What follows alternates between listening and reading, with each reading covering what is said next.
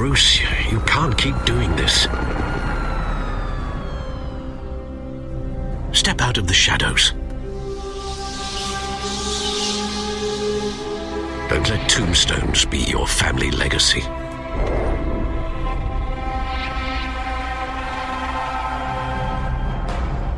I know you're trying to create a myth. Just remember, there is room for Bruce and Batman inside that suit. Hey everybody, welcome back to the Cody Leach podcast. Well, Telltale is back at it again, and this time they're bringing us Batman. So Telltale they've been around for a while, and I think their first major game was the Jurassic Park storyline, which I don't think got the best reviews, but then they really hit the scene with the first season of their Walking Dead series, which I think a lot of people argue, and myself included, that the storyline and the emotion and everything in that first season of that video game, and even second season as well, is better than anything we've seen on the TV series. So they really hit it with that. They've done a few things. They did a Game of Thrones series. They did a Borderlands series, and now they're bringing us Batman. So episode 1 was titled Realm of Shadows. And as far as voice actors, we got Troy Baker doing the voice for Batman and Bruce Wayne. Troy Baker's a really big voice actor in video games. He did Joel in The Last of Us. He did Sam in this most recent Uncharted 4. We got Laura Bailey playing Selena Kyle or Catwoman. We got Travis Willingham playing Harvey Dent. Aaron Yvette playing Vicky Vale. And Rytel is Alfred. Murph Geyer as Lieutenant James Gordon. And Richard McGonigal as Carmine Falcone, which everybody's going to recognize his voice as Victor Sullivan, or Sully, from the Uncharted series. And all the voice actors are really good in this game. But I'll get into that in just a second. So the storyline of this first episode, this Telltale series of Batman is set just a few years after Gotham is introduced to the Batman. And in this first episode, the story is Bruce Wayne takes on a political corruption by endorsing his new friend Harvey Dent for mayor, while his alter ego Batman takes on Carmine Falcone and the arrival of the Catwoman. And I've read some negativity online about starting early in Batman's career, like that's a retread of things that we've seen before. But you know what? Them starting so early in Batman's career allows them to make their own story and not stick to the lore that we already know from all the movies and all the video games and the comics that are out there. It lets them do something different, which so far they are really doing something different with this. Looks like they're going to be doing their own take on the origin of a few classic villains, and hopefully some villains that we don't get to see very often. There's focus on Bruce Wayne a lot more than most video games out there. Pretty much every other Batman video game, especially the Arkham series, which is phenomenal. With the exception of the opening scene of Arkham City, you're always Batman. You never really get to take on anything as Bruce Wayne. And in this one, there's the focus on Bruce Wayne and his struggles, as opposed to focusing the story and the gameplay on just beating up the criminals, is something that's really new, it's really fresh, and it gives you another perspective on Bruce Wayne's fight on the crime of Gotham City. And there's a really neat storyline that they're taking on of like this conspiracy about the Wayne family and his parents, which is really new, it's really fresh. It's something that, I haven't read all the comics, I've read quite a few of them, but it's something that is a storyline that I haven't seen portrayed yet, and that alone gives them something new to hook us with and something new to kind of give their own spin on the Batman story. As far as the characters, the duality of the billionaire playboy Bruce Wayne and his, shadowy, fear-inducing crime fighter Batman is portrayed perfectly.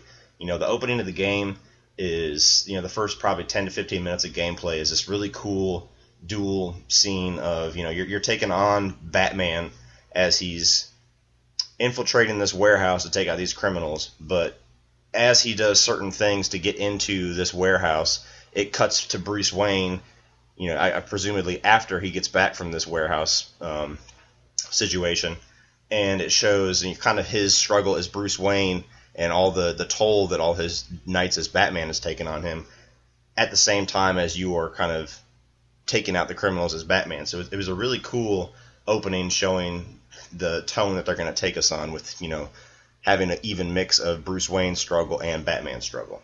there's a really great back and forth between Batman and Catwoman, and also Bruce Wayne and Selina Kyle. And it really captured their friend and foe relationship, where they're kind of, obviously they're enemies, but they're also really intrigued by each other and kind of fascinated by each other and kind of forced into collaborating to a degree. And both of those scenes really capture the best things about Batman and Catwoman. Catwoman's one of his best villains because she's not always run by the mills villain. Sometimes she's out for herself, sometimes she's out to help Bruce and other people. Sometimes she's a thief, sometimes she's a partner for him. So it's a really good beginning of their relationship, and you can tell, like, at least in their version of the story, right from the get-go, Batman and Catwoman are a really good mirror image of each other. Oswald Cobblepot, or better known eventually as the Penguin, makes a little small entrance into this episode, and he, more than the other characters, is a very different play than you typically see him portrayed in the comics or the video games and the movies. And Penguin is one of Batman's most famous villains, but he's one of my least favorite. For whatever reason, like Batman Returns, I never liked him. I like him okay in the Arkham series, but even he just always, they never do anything new with him. He's always just a guy that looks like a penguin he's like 4 foot tall, and for some reason all these people follow him and do all his fighting for him. So the Oswald Cobblepot that they introduced in this one is like a childhood friend of Bruce Wayne, kind of similar to those who are familiar with the Hush storyline in the comics. His doctor friend, his name escapes me, but his doctor friend that comes back in the Hush storyline is kind of like how Oswald Cobblepot is played in this. He's taller, he's a little bit more physically, capable, and I really like the direction that they're taking him. Whether or not we're going to see him become the Penguin, I'm sure we will, but that's going to be determined in later episodes. But so far, I really like their take on Oswald Cobblepot. Harvey Dent is in this, and he has that strong superhero look to him, like they always have him, because he starts off as this really kind of like this white light of corruption going away in Gotham, like he's going to be the savior, and just like they portrayed it in the Dark Knight movie.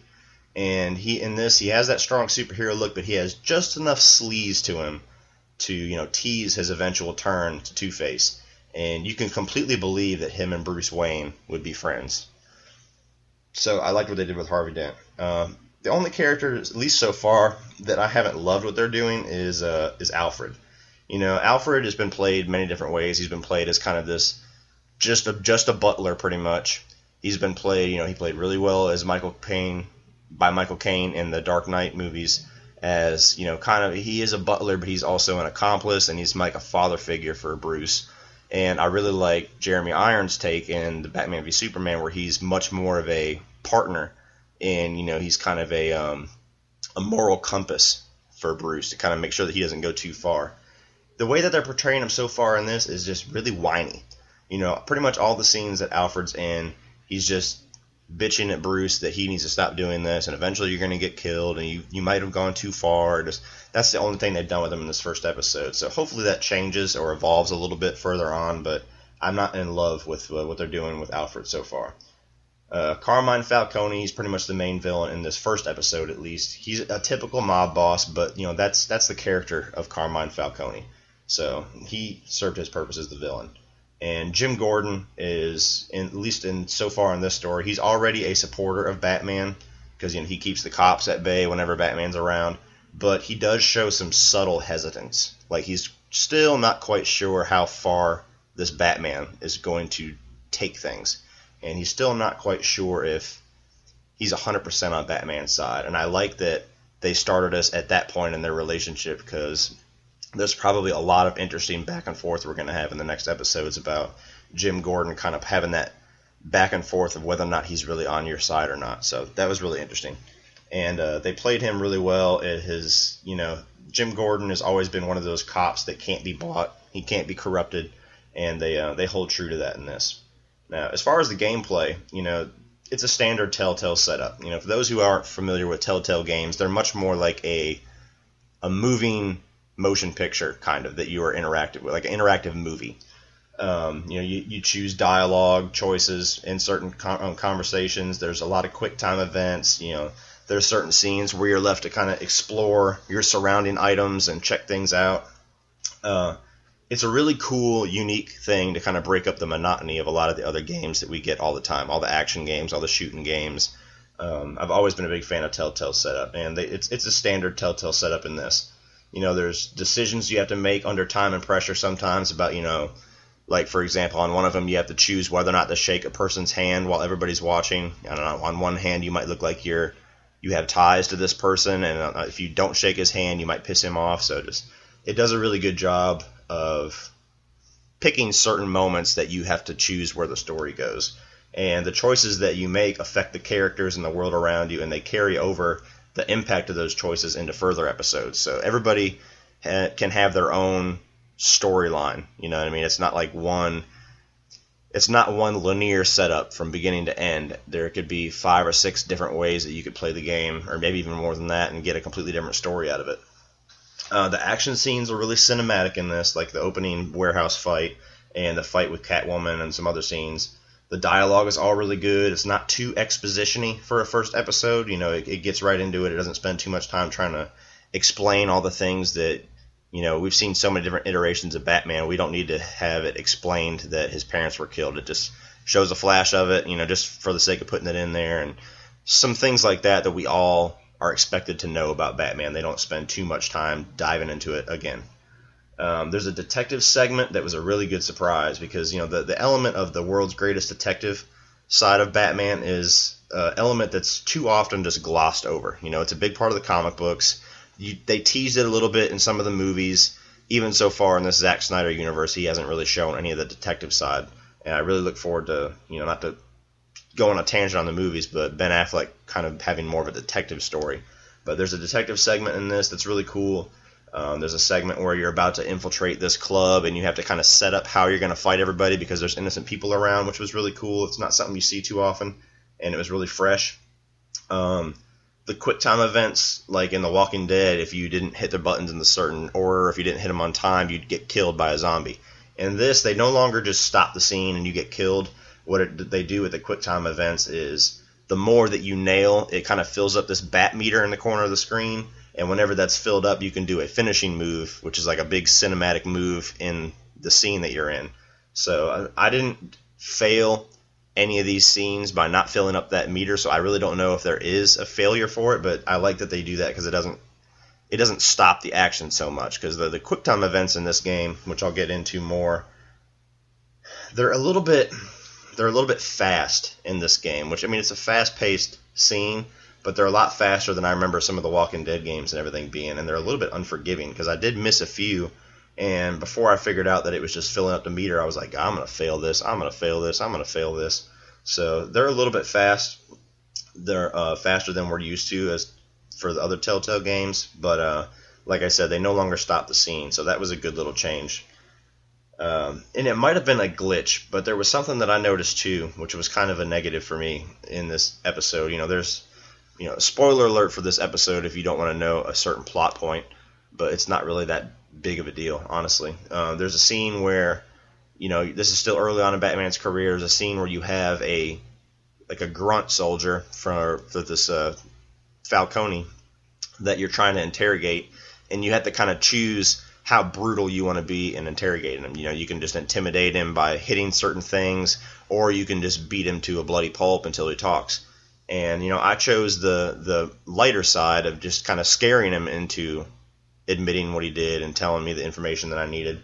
And the scene directly after that, Alfred was bitching me out about beating the guy half to death. So I don't know if maybe that was a glitch, that maybe my decision wasn't registered in the game and it thought maybe I beat the guy down, but it was a really weird follow-up to that scene because I was like, wait a minute, what are you talking about? I didn't even touch the guy. So that was weird to me. I don't know if anybody else has had that problem. As far as the graphics, the Telltale games always have kind of this glossy, cel-shaded comic book look, and it looks really good in this. Batman's suit looks awesome. It has a sleek armor with kind of a stubby ears like from The Dark Knight Returns. The Batmobile has this really cool aspect where it changes from a sports car, which I've never seen before.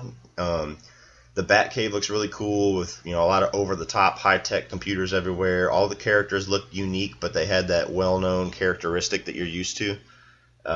This game is pretty gory. It didn't get too much into it, so I don't know if it's going to get bloodier in further episodes, but, there was scenes of dudes getting shot in the head and blood just sprays out, and then, the blood steady sitting there dripping while the guy's head's hanging over. There's a scene where, the detective scene I was talking about, where there's literally a guy's guts hanging on the ground. So this is a pretty dark and bloody version of Batman, and it was kind of I like it, but it was kind of surprising to me. I was like, oh shit, they're really going there. It doesn't have any lags or hiccups like some of the past Telltale games. Everybody knows when they played Walking Dead, there's been certain spots where the game kind of seems like it's going to freeze, and even the load times in some of those older games too, it almost looks like the game's going to glitch because it just sits there and it just stays and stays and stays, and you're like, oh shit, did the game freeze? I didn't see that at all in this one. The load times were very short. There wasn't any hiccups whenever the characters were moving around or the dialogue choices or anything. It was pretty smooth. The voice acting is really good, and it doesn't make you miss Kevin Conroy. Every time I look at a animated version of Batman, if it's not Kevin Conroy's voice, almost always I wish Kevin Conroy was in it. And Troy Baker does a really good job. I did not miss Kevin Conroy. He has his own Batman and Bruce Wayne sound to him, and I was bought into it right away. The score is really intense, and especially in those decision-making moments where the tension is really ratcheted up and you only have a few seconds to make a decision, the music swells really good to kind of let you know that things are going down. All of Batman's gadgets and the Batmobile and his voice modulator sounded really good. They all had that classic sound from the animated series and from some of the movies. Overall, guys, this is a really great start to the story. And the Telltale style really works great with this Batman gameplay. I was worried about how much I would miss the action from the Arkham games if I just sat back and played a Telltale story-driven version, but I really, really like what they're doing so far. The characters are all really fresh while holding on to the spirit of what we all know. There's, like I said, there's small concerns over the impact of the decisions. I don't know if that was a glitch or not, or if it's just not quite as impactful when you make certain decisions like that. And the only other thing I'm worried about, too, I've read that they're going to be taking 5 to 8 weeks between episodes. I really hope it's closer to 5 because I really hated it whenever they had The Wolf Among Us and I had to wait 2 months for every episode. Because, this is only, if you do it in one sitting, it's maybe an hour and a half of gameplay per episode.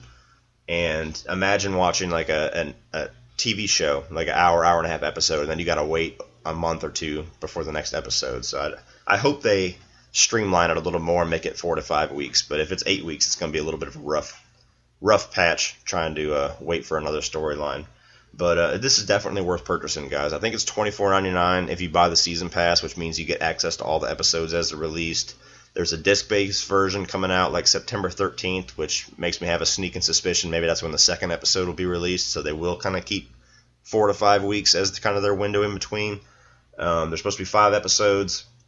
Do not be dumb and buy just one episode because you're really going to get ripped. I think it's $6 or $7 per episode, or it's $25 if you buy the whole season. So definitely just go ahead. It's $25 is well worth it for any Telltale game. So go ahead and check this out, guys. Let me know what you think. Thank you for listening to the Cody Leach podcast. Go ahead and like and subscribe below on YouTube or on SoundCloud. Leave any comments, questions, or your own opinions on this first episode down below in the comments section, and you can also reach me on Twitter using the hashtag the Cody Leach Podcast. And I will see you guys again with an episode 2 review when it is released. Well then, time to save the city.